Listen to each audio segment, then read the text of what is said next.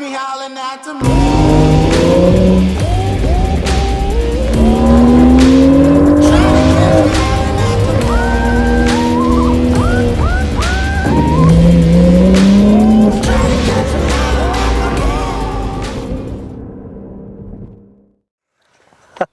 My name is David Berman, and I drive a 2013 BMW 335i. Oh, that's a good question. Because I've had the car 4 years and 1 month. So it's one of the longest I've kept a car, other than my first car, which I still have too.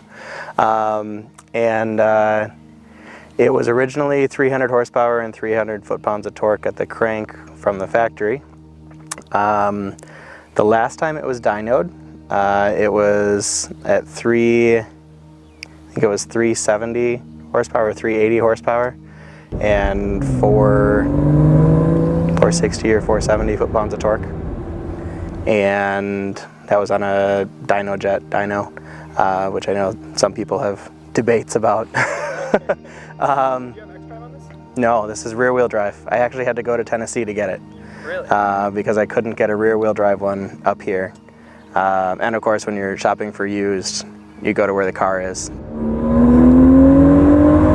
There's 137,000 on it right now. So yeah, and I bought it at 16,000. Why did you pick this car? Rear-wheel drive, manual transmission, adaptive suspension, and I really liked that it's a car that literally can do everything. So I mean, I put winter tires on in the winter, and it's never gotten stuck. Rear-wheel drive in Wisconsin, that's impressive. Right. Well, I also know how to drive in weather, so I've been doing it for a few years. Yeah, it does very well on the track, as you can see from the tires that are scrubbed pretty good right now. Those tires will be replaced pretty soon. It makes it kind of unique because it has the dynamic handling package, which totally changes the steering from a regular F30 3 Series. And if you drive the two of them back to back, you think they're different cars.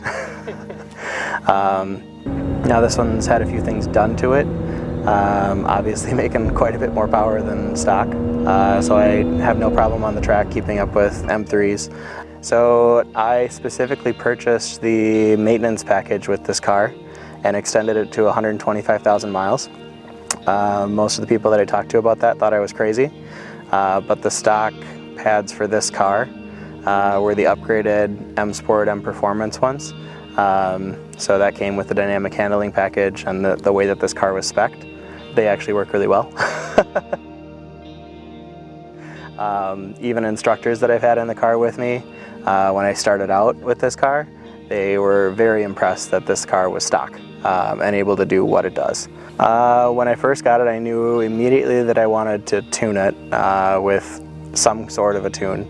I ended up going with Berger Motorsports JB4, and I really like that because of the Bluetooth connectability, so I can literally change everything on my phone on the fly. And once I did that, then I started to do a couple things that were suggested from people that had done that as well to get the most out of it. So things like putting the catless downpipe on it and upgrading the charge pipe, which from the factory is plastic and known for cracking under normal boost conditions. Yeah, it's kind of progressed from there. Next week it's getting the sway bars upgraded to a set from H&R, which are a lot stiffer than the stock ones. There's actually debates in the forums as to if they're too stiff, so I guess we'll find out. But I want to get that done before my track day is coming up. It kind of does everything, and so we did, with the Wisconsin Motorsport Club, I do the drive events with them, so that's a lot of the tours that we do, the cruises, is what they call them in that group. So I know in Chicago Rally they called them rallies, and I mean, to me a rally is more of a race, like you have timed checkpoints and things like that, which I've done that with this as well. So it's done a couple TSD or time speed distance rallies, and I've done track days, HPDE days with, well, I did one with Chicago Rally down at Audubon, and then I've done the Badger Bimmers BMW CCA, which I'm also on the board for that, so helping coordinate those driving events. It's done the Door County Rally, which is just a tour, and quite a few other driving events on back roads, on public roads, as well as different tracks. My first one I inherited, and a lot of people don't expect it as a car that I would have purchased, and you're right. So my great aunt left me her 1992 Dodge Shadow. It was a 3-speed automatic. It was awful. She had replaced the engine already and the transmission twice before I got it. And I got it, I think, at 70,000 miles. She had also repainted the entire car, the original color, because it was rusting. So she had paid to do all of that. She loved the car, and I have no idea why. I was just excited to have a car. That lasted about maybe 6 to 8 months. And then I was begging my parents to let me sell it to get something else. And they made me keep it for a year. And then after that, I bought my first car myself, and that was my 1987 BMW 535i, which kind of started the BMW trend. And I still have that car. I also had a lot of other BMWs over the years, including the 2 M5s. So I had a 2003 and a 2002 M5, so both E39s. Not sure exactly what's next. So far this has been the most reliable car that I've owned, so it doesn't really need things, which is nice. And with that maintenance package, that really paid off, so getting 4 sets of brakes out of that, included in that cost, was really easy. Let's do 3, and okay. then we will narrow it down to 1. Okay, so a 1988 Dynan Turbo M5. Which there's debates of how many were actually made, but we know at least 8 were made. A Porsche roof turbo CTR, which is known as the Yellowbird, and a Koenigsegg, I think the CCX. CCR could be a debatable one, but I think CCX is... No Agera? No one-to-one? No, I need a manual transmission. Okay.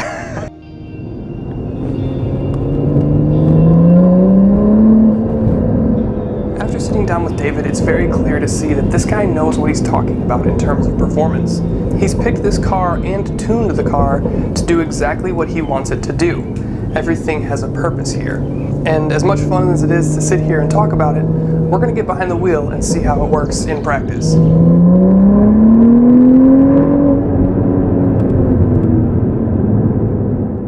Alright, so here we are behind the wheel of David's 335. Yep. We're going to go for a little spin and see what this car is all about, and he's going to tell us a little bit about the engine and how it drives and anything special and things that he likes about the car. This is a 2013 335i, so it's a rear-wheel drive. With some turbo blow-off. Yeah, it does make some good noises. We'll probably close that to make it sound a little better. Sure. Yeah, it's an N55. So it's a single turbo that's a dual vane, or what they call twin power, twin scroll. Yeah.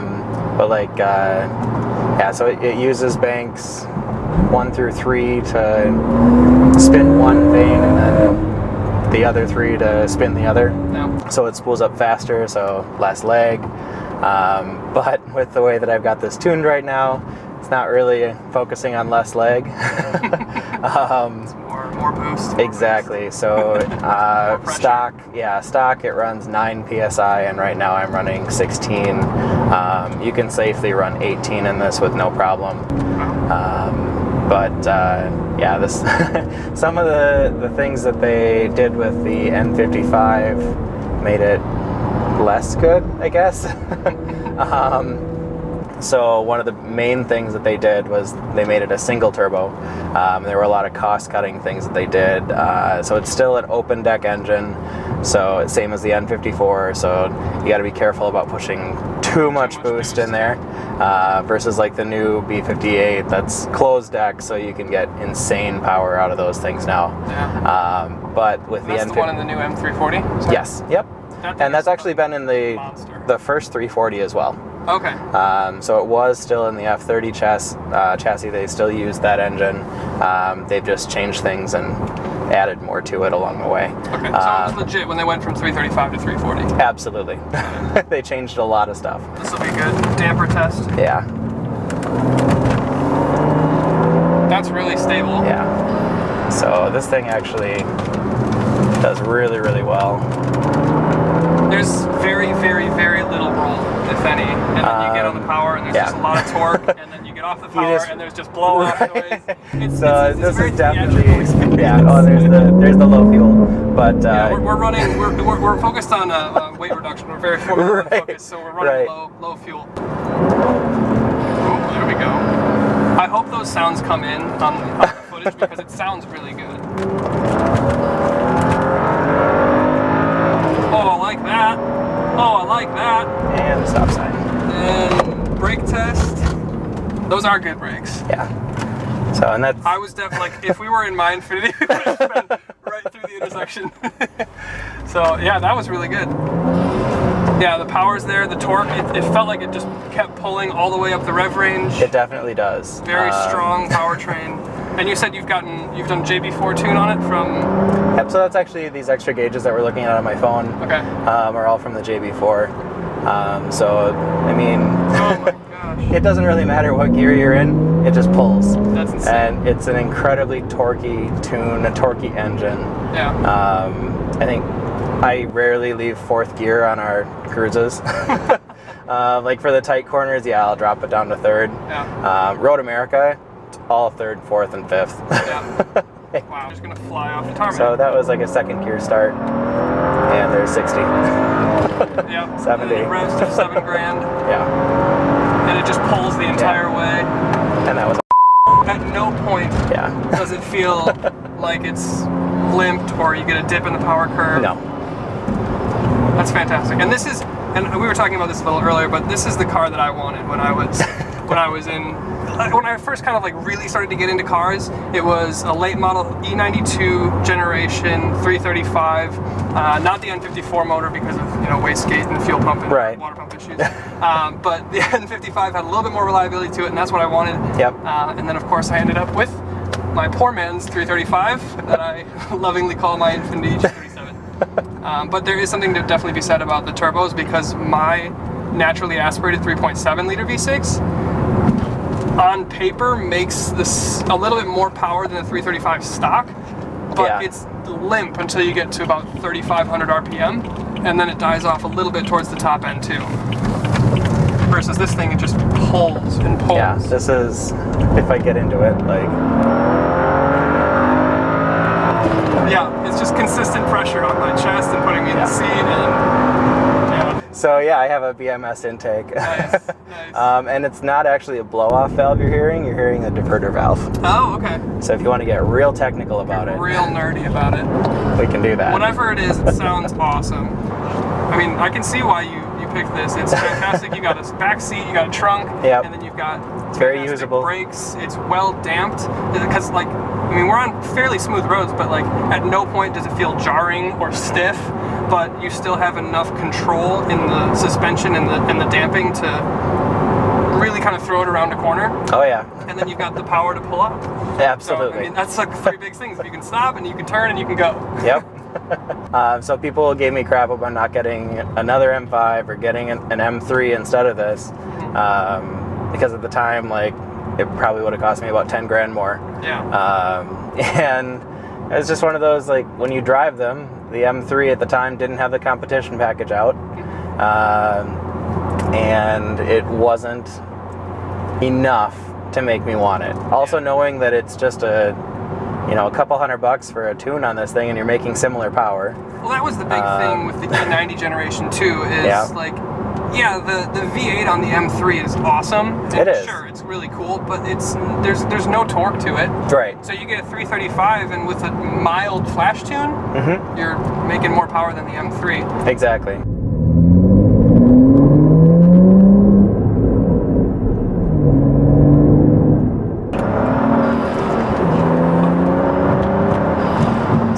I hope you can hear that in the audio, because it does. It adds a little bit of fun, you know. Awesome, man. Well, thank you for the time. Thank you for showing us your car. Absolutely.